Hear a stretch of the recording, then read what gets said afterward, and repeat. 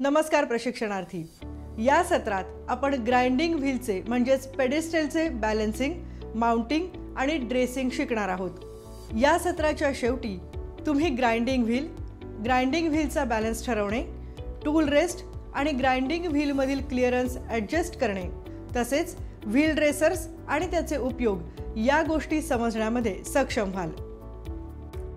ज्या प्रकारचे work grind करायचे आहे त्यासाठी योग्य वेगाने योग्य ॲब्रेसिव्ह व्हील फिरवले तरच समाधानकारक परिणाम मिळू शकतात। ॲब्रेसिव्ह व्हील्स हे ॲब्रेसिव्ह ग्रेन्स पासून तयार करतात। एकत्र बांधण्यासाठी योग्य असणारे जे बाइंडिंग मटेरियल वापरतात त्याला बॉन्ड म्हणतात। ग्राइंडिंग व्हील्स मॅन्युफॅक्चर करण्यासाठी ॲल्युमिनियम ऑक्साईड आणि सिलिकॉन कार्बाइड हे दोन ॲब्रेसिव्हज वापरतात। ॲल्युमिनियम ऑक्साईड ग्राइंडिंग व्हील्स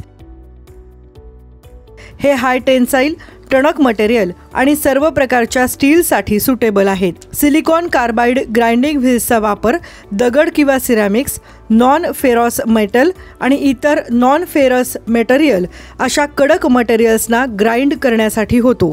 कोणत्या प्रकारचे ॲब्रेसिव्ह वापरले आहे याचा स्पष्ट उल्लेख ॲब्रेसिव्ह व्हीलवर मॅन्युफॅक्चरर करतात। ग्राइंडिंग व्हील्समधील ॲब्रेसिव्ह पार्टिकल्स एकत्र बांधणाऱ्या मटेरियलला बॉन्ड म्हणतात। हे बॉन्ड विट्रिफाईड, सिलिकेट आणि ऑर्गॅनिक असू शकतात। विट्रिफाईड बॉन्ड्स मजबूत आणि कडक ग्राइंडिंग व्हील्स निर्माण करतात। या व्हील्सवर पाणी, ॲसिड किंवा सामान्य हवामान बदलाचा काहीच परिणाम होत नाही। बहुतांश ॲब्रेसिव्ह व्हील्स हे विट्रिफाईड बॉन्ड्सनी निर्माण करतात। सिलिकेट बॉन्ड हे विट्रिफाईड बॉन्डेड व्हीलपेक्षा कमी कटिंग ॲक्शन असणारे व्हील्स निर्माण करतात। मोठे डायमीटर असणाऱ्या व्हील्सना सिलिकेट बॉन्ड असतात। ऑर्गॅनिक बॉन्ड्स हे रेसिनाइड, बेकलाइट, रबर आणि शेलॅक यांच्यापासून तयार केलेले असू शकतात। ऑर्गॅनिक बॉन्डेड व्हील्सना सेफ हायर ऑपरेटिंग स्पीड असतो। खडबडीत वापर करण्यासाठी ते सक्षम असतात। त्यांचा वापर पोर्टेबल म्हणजेच हलवता येणारे ग्राइंडर्स आणि रफ फाउंड्री कामासाठी होतो। थिन कट ऑफ व्हील्स हे ऑर्गॅनिक बॉन्डपासून तयार करतात। ॲब्रेसिव्ह व्हील्सचे काठिण्य अर्थात हार्डनेस किंवा मऊपणा अर्थात सॉफ्टनेस किती प्रमाणात कोणत्या ग्रेडचे बॉन्ड वापरले आहे त्यावर अवलंबून असतो। ग्राइंडिंग व्हीलची कटिंग ॲक्शन ही मोठ्या प्रमाणात व्हीलला लावलेल्या बॉन्डच्या ग्रेडवर अवलंबून असते। यामागचे मूलभूत तत्व म्हणजे इंडिव्हिज्युअल ॲब्रेसिव्ह ग्रेन्स हे लहान कटिंग टूल्सच असतात।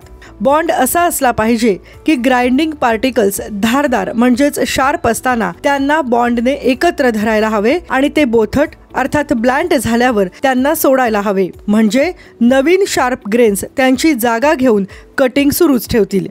या सततच्या प्रक्रियेला cutting action of the wheel असे म्हणतात। हार्ड मटेरियल ग्राइंड करण्यासाठी सॉफ्ट लाईट बॉन्ड व्हील्स वापरा आणि सॉफ्ट मटेरियल ग्राइंड करण्यासाठी हार्ड फर्म बॉन्ड व्हील्स वापरा। आता तुम्हाला किती समजले आहे हे पाहण्यासाठी काही टास्क करूयात। हे करण्यासाठी तुम्हाला pedestal grinding machine, clamps, mandrel, protection guard, diamond dresser व होल्डर आणि स्पॅनर सेट लागेल। पहिले टास्क आहे ग्राइंडिंग व्हील बॅलन्स करणे। जॉब सिक्वेन्स पुढील प्रमाणे आहे। हलके टॅपिंग करून ग्राइंडिंग व्हील्समध्ये तडा नाही ना हे तपासा। ग्राइंडिंग व्हील्सचे बॅलन्स वेट क्लॅम्पवरून काढा। बॅलन्सिंग युनिट तयार करा। युनिटचे बोर आणि बॅलन्सिंग मॅन्ड्रेल साफ करा। मॅन्ड्रेलवर व्हील असेंब्ली माउंट करा। प्रोटेक्शन गार्ड बसवा। प्रोटेक्शन गार्डच्या वर बॅलन्स करण्याचे व्हील ठेवा आणि बॅलन्सिंग स्टँडला अलगद खाली आणा।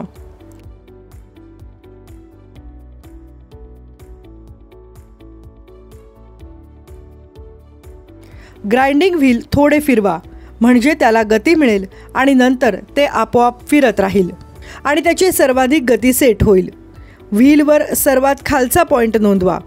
त्याच्या अगदी विरुद्ध असणारा पॉइंट टर्न करा। बॅलन्सिंग वेट जोडा। हलक्या बाजूला हलवा। कोणत्याही स्थितीत असेंब्ली स्थिर होईपर्यंत या गोष्टींची पुनरावृत्ती करा। पुढचा टास्क आहे ग्राइंडिंग व्हील असेंबल करणे। याचा जॉब सिक्वेन्स अशा प्रकारे आहे। मशीन साफ करा आणि धातूचा एखादा सुटा भाग किंवा ॲब्रेसिव्ह कण असतील तर ते काढा। वर्क रेस्ट क्लॅम्प सैल करा आणि रेस्ट काढा. व्हील गार्डची बाहेरील प्लेट काढा. सैल करण्याआधी नटची दिशा तपासा. नट आणि बाहेरील फ्लॅंग काढा. फ्लॅंगमध्ये कागद, वॉशर वगैरे असेल तर काढा. फ्लॅंग, स्पिंडल, थ्रेड आणि गार्डच्या आतील भाग साफ करा. ड्रायव्हिंग फ्लॅंगच्या विरुद्ध व्हील काळजीपूर्वक ढकला आणि बाहेरील फ्लॅंग त्याच्या जागी ठेवा. हाताने क्लॅपिंग नट फिरवत घट्ट करा. व्हीलला जागेवर धरू शकेल इतपत घट्ट करा. स्पिंडल आणि व्हील पूर्ण गती मिळेल अशा रीतीने फिरवा. व्हील नीट फिरत आहे आणि गार्डच्या आतील भागाला त्याचा स्पर्श होत नाही ना याची खात्री करा. नट पुरेसे घट्ट करा म्हणजे फ्लॅंग्स चाकाला घसरू देणार नाहीत आणि सुरक्षित धरून ड्राईव्ह करतील. व्हील गार्डची बाहेरील प्लेट परत लावा. वर्क फेसच्या शक्य तितक्या जवळ वर्क रेस्टला रिसेट करा. वर्क रिसेट क्लॅम्पला व्यवस्थित घट्ट करा. हाताने व्हील्स फिरवून व्हील्स मोकळेपणाने फिरत आहेत ना याची खात्री करा. आता फायनल टास्क आहे ड्रेसिंग द ग्राइंडिंग व्हील. यासाठीचा जॉब सिक्वेन्स पुढील प्रमाणे. डायमंड ड्रेसर आणि होल्डरची निवड करा. डायमंड ड्रेसर होल्डरमध्ये घाला. वर्क रेस्टवर होल्डरला माउंट करा.